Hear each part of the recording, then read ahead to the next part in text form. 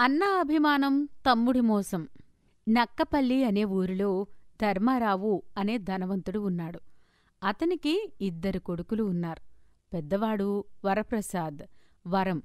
చిన్నవాడు దుర్గాప్రసాద్, దుర్గ. అందరి ఇళ్లలోలానే పెద్దవాడు వర చాలా పద్ధతిగా, తండ్రి మాట జమదాటని కొడుకు. పైగా ఇంటి బాధ్యతల్ని పట్టించుకుంటూ అప్పుడప్పుడు తండ్రి వ్యాపారాల్లో, వ్యవహారాల్లో సహాయం చేస్తుంటాడు. ఇకపోతే చిన్నవాడు చాలా ఆకతాయి. ఎప్పుడూ అల్లరి తిరుగుళ్ళు తిరుగుతూ, డబ్బుకి విలువ లేనట్లుగా ఖర్చులు చేస్తూ ధర్మారావుకి మనశ్శాంతి లేకుండా చేస్తుంటాడు. ఒకసారి అన్నదమ్ములిద్దరూ బయటనుండి ఇంటిలోకి వస్తుండగా తండ్రి ధర్మారావు గుమ్మంలోనే నిలబడి కోపంగా ఇలా అంటున్నాడు. అరే పెద్దోడా, ఆ విధవని ఇంట్లోకెందుకు తీసుకొస్తున్నావు? అడ్డమైన గొడవలికి పోయి నా పరువంతా మంట కలుపుతున్నది చాలక ఇప్పుడు కొట్లాటకి పోయి పోలీస్ స్టేషన్ గుమ్మం ఎక్కి వచ్చాడు. వాడిని బయటికి పొమ్మను. వాడు నా ఇంట్లో ఉండటానికి వీల్లేదు అని అనడంతో తండ్రిని సమాధానపరుస్తూ ఇలా అంటున్నాడు పెద్దోడు వర. చూడండి నాన్న, ఏం మాట్లాడాలన్నా ఇంట్లోకి వెళ్ళి మాట్లాడుకుందాం. ఇలా బయట నిలబడి కేకలు వేసుకుంటే మనకే తలవంపులు అని చెప్పి తండ్రిని, తమ్ముడిని ఇంట్లోకి తీసుకొచ్చాడు. అప్పుడు వర ఇలా అంటున్నాడు. తమ్ముడు, నువ్వు నీ గదిలోకి వెళ్ళి ఫ్రెష్ అవ్వు.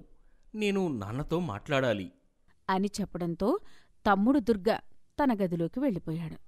అప్పుడు వర తండ్రితో ఇలా అంటున్నాడు. చూడండి నాన్న, వాడు చిన్నపిల్లాడు, తెలిసి తెలియని వయసు. మెల్లిగా వయసు పెరుగుతుంటే వాడికే జ్ఞానం పెరుగుతుంది.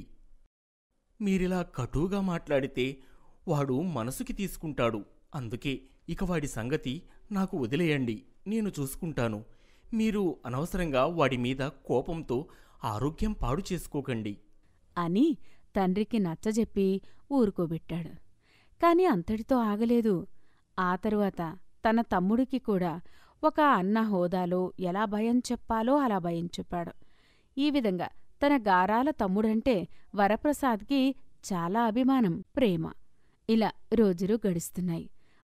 వరప్రసాద్కి పెళ్లి జరిగింది.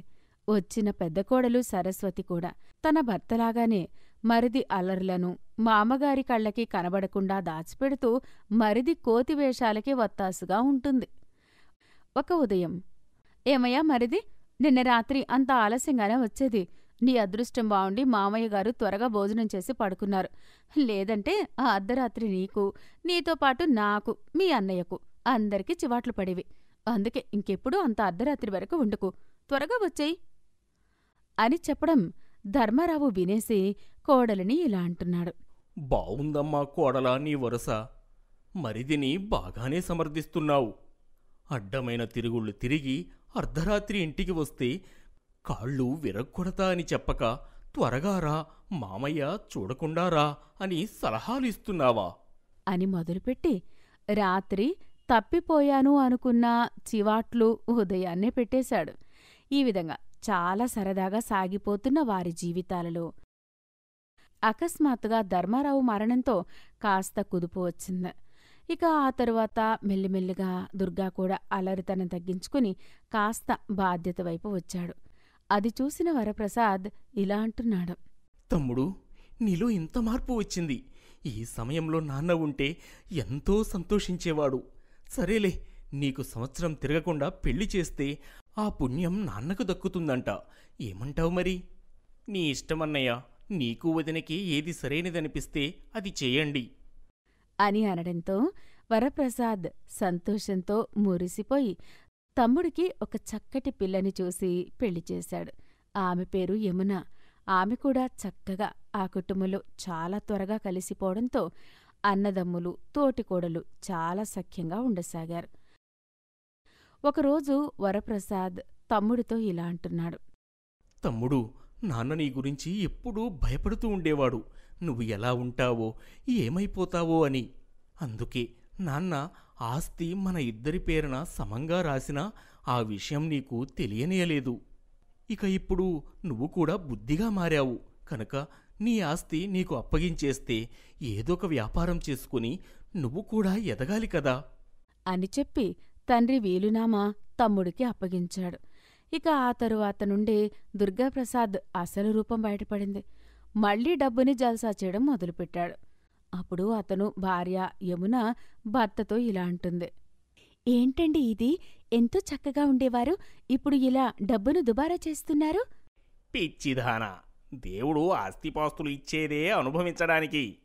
ఇన్నాళ్ళు మా అన్నయ్య దగ్గర నుండి ఆస్తిని రాబట్టుకోవడానికి మంచివాడిగా, బుద్ధిమంతుడుగా నటించాను. ఇప్పుడు నాకు అనుభవించే సమయం వచ్చింది, అనుభవిస్తున్నాను అని చెప్పడంతో భార్య విస్తుపోయింది. ఆ విధంగా అతి తక్కువ సమయంలో వ్యాపారాలు, పెట్టుబళ్ళు అని కొంత, తన దుర్వ్యసనాలకు కొంత, ఇలా తన వంతు ఆస్తిని కాస్త కర్పూరలా కరిగించేశాడు. చివరికి అప్పులు పాలైపోయాడు. అప్పుడు ఆ విషయం అన్న వరప్రసాద్కి తెలిసి బాధపడ్డాడు. యువతల దుర్గాప్రసాద్ తన భార్యతో ఇలా అంటున్నాడు. చూడు యమునా, అన్నయ్య దగ్గర గాని వదిన దగ్గర గాని నా స్నేహితుణ్ణి ఎవన్నో గుడ్డిగా నమ్మటం వల్ల ఇలా అయిపోయామనే చెప్పాలి. లేదంటే అన్నయ్య తన వాటాల నుండి మనకి ఏమీ ఇవ్వడు. ఇది చాలా తప్పండి. న్యాయంగా మీకు రావాల్సింది మీకు అప్పగించేశారు బావగారు. దాన్ని మనం పాడు చేసుకుని ఇలా ఆయన వాటా ఆశించడం తప్పండి. చూడు, మంచి చెడులు నాకు తెలుసు, నువ్వు నోరు మూసుకొని చెప్పింది చెయ్యి అని బెదిరించడంతో యమున తన బావగారికి అలానే చెప్పుకుని బాధపడింది. అప్పుడు వరప్రసాద్ ఆమెను ఓదార్చి తమ్ముణ్ణి తను ఆదుకుంటానని మాట ఇచ్చి ఇంటికి పంపాడు. అప్పుడు పెద్ద కోడలు సరస్వతి ఇలా అంటుంది. ఏమండి, మీ తమ్ముడు కావాలని చెడు తిరుగుళ్లతో ఆస్తి పాడు చేసుకున్నాడు, కానీ ఎవరూ అతన్ని మోసం చేయలేదని తెలిసిందే. ఈ విషయంలో మీరు కాస్త ఆలోచించండి. చూడు సరస్వతి, ఇది మా అన్నదమ్ముల మధ్య సమస్య కనుక దయచేసి మీ కోడళ్ళు మధ్యలో రాకండి అని చాలా సున్నితంగా భార్యని మందలించి తమ్ముడు కోసం తన వాటాలోని పావు వంతును ఇచ్చాడు. దాంతో ఈసారి చక్కటి వ్యాపారం చేసుకుంటూ నిలబడ్డాడు దుర్గ. సరిగ్గా అలాంటి సమయంలోనే తన అన్న దగ్గర ఉన్న ఒక స్థలంలో గ్రానైట్ మైన్ ఉందని తెలియడంతో దుర్గా కన్ను ఆ స్థలం మీద పడింది. అంతే, వెంటనే వెళ్ళి అన్నగారి దగ్గర మొసలి కన్నీళ్లు మొదలుపెట్టాడు. అన్నయ్య, ఇప్పటికీ నువ్వు నా కోసం చాలా చేశావు, కానీ ఇప్పుడిప్పుడే ఎదుగుతున్న నా వ్యాపారానికి ఒక పెద్ద పెట్టుబడి అవసరం వచ్చింది. అది కనుక పెడితే ఇక నేను వెనక్కి తిరిగి చూసుకోనక్కర్లేదు. అందుకే కాస్త నీ పేరున నాన్న ఇచ్చిన ఆ కొండ పక్కన స్థలాన్ని నా పేరున రాస్తే నాకు లోన్ వస్తుంది. నేను ఆ డబ్బుతో నిలబడతాను. తరువాత నీ స్థలం నీకే అని నమ్మబలకడంతో తమ్ముడి బాగు కోసం ఆ స్థలాన్ని తమ్ముడి పేరుకు మార్చి రాశాడు. అప్పుడు దుర్గా ఆ స్థలాన్ని కోట్లలో అమ్మేసుకుని లాభపడదామని చూస్తే అతనికి ఎదురుదెబ్బ తగిలింది. ఒక ప్రభుత్వ అధికారి వచ్చి దుర్గాతో ఇలా అంటున్నాడు.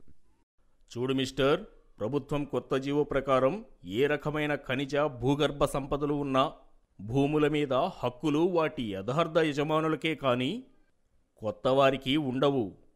కనుక మర్యాదగా ఈ భూమిని యజమానికి అప్పగించకపోతే చట్టరీత్యా నువ్వు శిక్షార్హుడవవుతావు అని చెప్పడంతో దుర్గాకి పారని తన పాచికల వల ఏ ఉపయోగం లేదని తెలిసి మళ్ళీ ఆ స్థలాన్ని తిరగరాసి అన్నగారికే ఇచ్చేశాడు. అప్పుడు అన్న వరప్రసాద్ ఇలా అంటున్నాడు. నీచుడా, నా తమ్ముడవని నమ్మి నీ కోసం నా ఆస్తిలో కూడా భాగాన్ని ఇస్తే నన్నే మోసం చేయాలని చూస్తావా? కోట్ల విలువ చేసే భూమిని నా దగ్గర కొట్టేయాలని చూస్తావా? అందుకే నీకు బుద్ధి రావాలని నేనే నా మిత్రుడు ప్రభుత్వాధికారితో నీకు అబద్ధం చెప్పించాను అని అన్నగారు చెప్పడంతో తను అన్నగారిని మోసం చేసిన విషయం అన్నయ్యకు తెలిసిపోయిందని అర్థమయ్యి మళ్లీ నాటకమాడబోయాడు. కాని ఈసారి అన్నగారు తమ్ముడి మాటలు నమ్మలేదు. పైగా తన వాటాలో నుండి వ్యాపారానికి పెట్టుబడిగా ఇచ్చిన వాటాని కూడా తిరిగి తీసేసుకున్నాడు. దాంతో తమ్ముడు దుర్గాప్రసాద్ ఏ ఆధారం లేక రోడ్డున పడి తన తప్పుకి ఫలితం అనుభవించాడు. కథ చూసి వెళ్ళిపోవడం కాదు, నచ్చితే సబ్స్క్రైబ్ చేయండి, లైక్ చేయండి, కామెంట్ చేయండి. మరిన్ని మంచి కథల అప్డేట్స్ కోసం బెల్ ఐకాన్ని గట్టిగా కొట్టడం మర్చిపోకండి.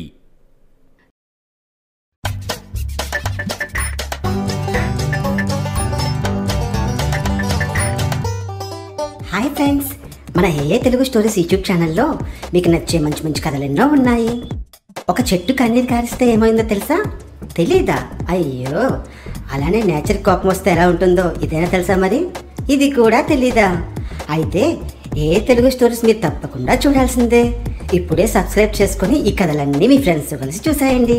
అసలు బంటి చేసే అల్లది, ఏలేని మాట, మంచి దయ్యం, కక్ష కట్టిన దోమ, ఈ కథలు మీరు చూడాల్సిందే. ఇక ఇక్కడ పేదరాశి పెద్దమ్మ కథలు ఉన్నాయి, వసంత విక్రమార్కుని కథలు కూడా ఉన్నాయి. ఒకటా రెండా అన్నీ మనకి బాగా నచ్చేవే. మీరు చూశాక ఇంతవరకు చూడండి, మీ ఫ్రెండ్స్కి కూడా షేర్ చేయండి.